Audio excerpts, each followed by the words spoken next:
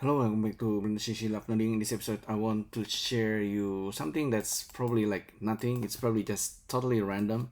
This was actually inspired by this bagworm moth. It's the cocoon of bagworm moth. I saw these creatures not long ago, and I was like really shocked.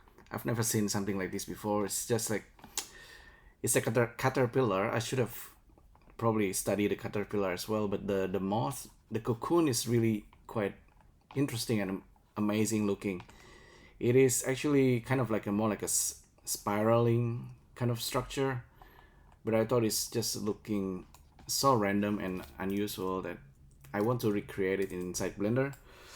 So yeah, you probably can already guess it's something that's looking organic. I mean, it's not beautiful, but it's beautiful in a kind of weird kind of way. Anyway, this guy is pretty random. Okay, so let me kind of reduce the complexity, and there's a control over the radius. You can already guess where this one is going. It's just like a random curve, and then on top of the curve, however, we have this two extra layers of objects. It's almost like a little bit like fungi on top of these red lines. Imagine like just random curve, and then the curve can be scaled and can be randomized. There's a noise actually on top of the random curve. So, but yeah, maybe I went too far with this.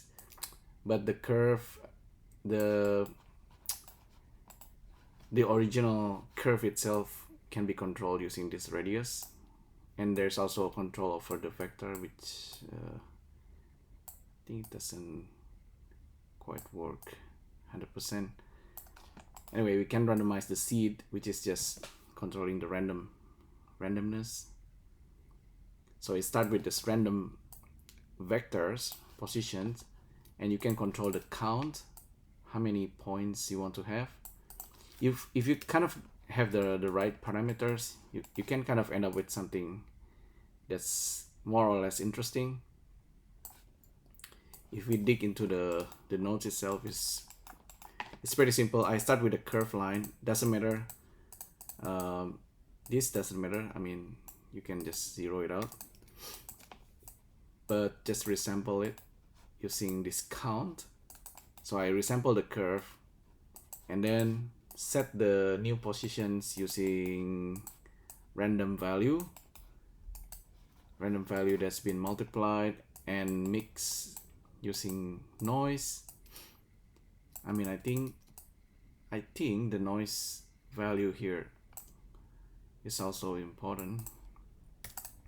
But anyway, noise and random value mixed together as the position, and then I set the spline types into the NURBS, so it's kind of smooth. And then I resample it again using this value based on the length, and then I set the curve radius, so there's like a bit of randomness here. And then I use this curve circle on top of it to draw the curve. So this is like a radius, the radius of the twig. And then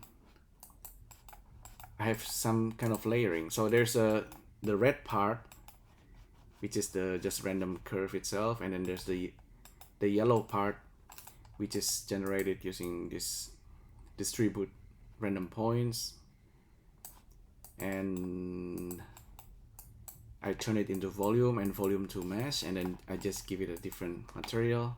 So I have 3 different material, kind of like layering, and then on top of that, I think the final one is simply using the yellow part and then just extrude it. It's a bit super random. If we have like a Voronoi cell fracture, I might be able to add one more layering, but for now we only have 3 different layers.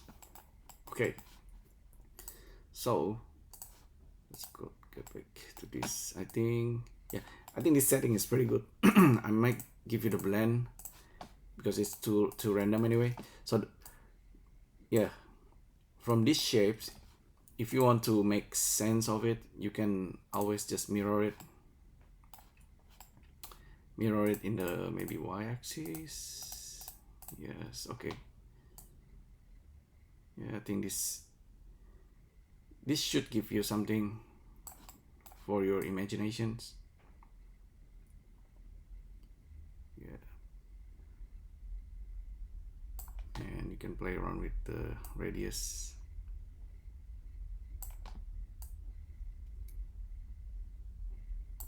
The vector also should work. Yeah, the vector should work in 2 different axes because we already mirror it in 1 axis.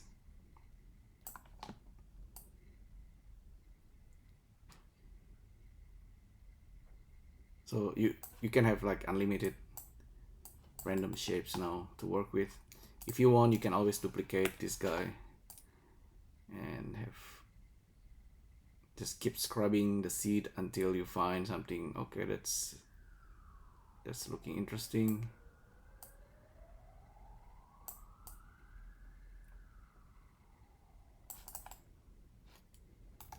And once you're happy with this, just select both of them and then just duplicate it.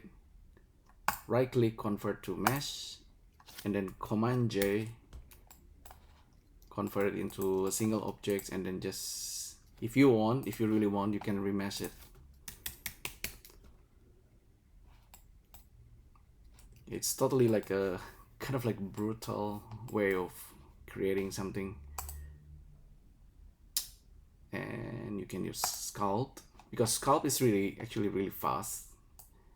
And as usual, I just like to use cloth filter and inflate. Cloth filter, inflate, or expand. I like the inflate because we can just inflate it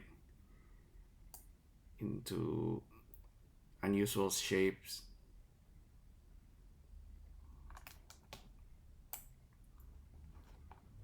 Right, it's becoming something. This is probably like super high resolution mesh. You can decimate, you can even remesh it again. Decimate will reduce the resolutions, and then you can kind of remesh it again.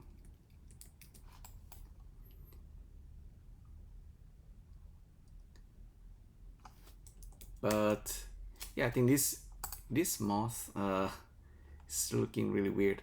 The caterpillar itself never take off the clothes. It carries the cocoon itself until it's about time to turn into butterfly. So I think this creature is really just kind of weird, and that's what inspired me to make this. I should probably work on the caterpillar shape itself. I mean the creature caterpillar. Just need an easier way to think about how to make a caterpillar with the legs and stuff. It's like simple, but it's a little bit complicated. I don't know. Yeah. So this one is totally random. Actually, there's a previous the previous setup is actually much simpler. I think I prefer this in a way. I might give you this one. This one is before I added extra noise. So we still have everything. So we have the control over the X, the Y. You don't even need to use the mirror. You can, okay, this is I think much better setup. So you can start with a simple curve, like random curve. Just imagine you go out into the nature and then you find different shape of twigs. You can kind of combine it together. You can increase the number of twigs. I mean, this is just of course just random curve, and if you reset the XYZ, it's just gonna turn into this clump. But just reduce the number of the curve, and you have more interesting, like a basic curve, and then you can mirror it. Turn on bisect, and you can always flip it. So I think in a way this is a better example, because we can still have control over the Y, X, Z, and then just randomize the seed, and you're gonna end up with something that you like. The symmetry can be flipped also. It's basically the same deal.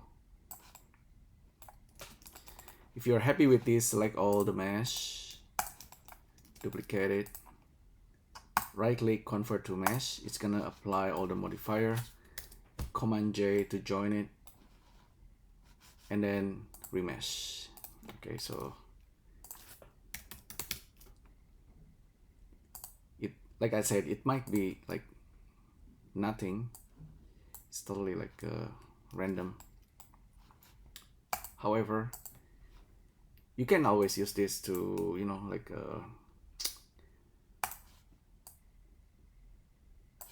a start of something, like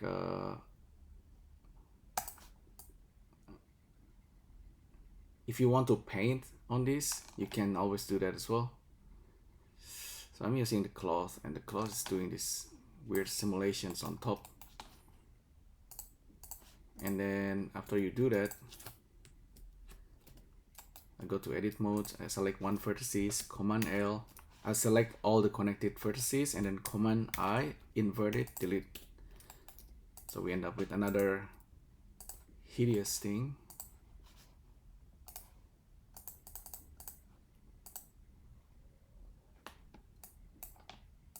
Then I just give like a subsurface material. If you ever want to paint on this, you can do that as well. If you want to paint on this, maybe just go to edit mode, and then select all, F3, smart UV. Because this is basically like a single mesh, and it's pretty clean, it's really organic looking, and something you want maybe to use this as a canvas. Blender might have some difficulty doing the UV, but I think normally it's pretty fast anyway. And with these organic shapes, you can always kind of randomly scatter twigs. You can generate like a random number of twig, and then you just randomize it. Oh, I think this is gonna take a while. So yeah, but you got the idea. Once you have the UV, you can do painting and texturing on top of it. Sometimes smart UV have trouble to generate the UV, maybe you better off just paint on the vertices using Sculpt. Oh, by the way, I'm using Blender 3.1 beta, so maybe that's why this take a while. Anyhow,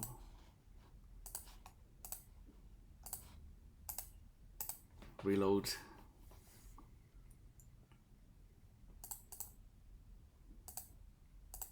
Yeah, back to this guy. Randomize the seed. Yeah, and then just come out with something and play around with it. So yeah, hopefully you find this interesting and useful. Like I said, it might be nothing. It's probably too random, but have fun with it, play around, and until you're happy, and then do like painting. Treat this as experimental art therapy. You know, you don't always need to create something that's looking like anything. It could be abstract, like like nature. I studied caterpillar and fungi. Fungi is also interesting. It's just things that's abstract looking, like they look like, it might look like really primitives and basics, but yeah, have a look outside and then take a look at nature. I think that's really interesting for you to create something inside Blender that's totally original. Nothing like, it's not like generating like a real objects, just something that's totally abstract looking. Yeah, why don't we try doing that? Oh, by the way, yeah, there's a little bit of trick here. If you have a bunch of geometry nodes with random seed, you can always select all of them, hold options, and then just scrub on the seed. So basically you have 3 different geometry nodes. It's different because if I turn on random, you can see they are all different color, and then just hold options and then scrub over. This also can give you some ideas of creation. All right, so there you go. Hopefully this is interesting. Thanks again for tuning in, and I'll see you next time. Thank you. Bye.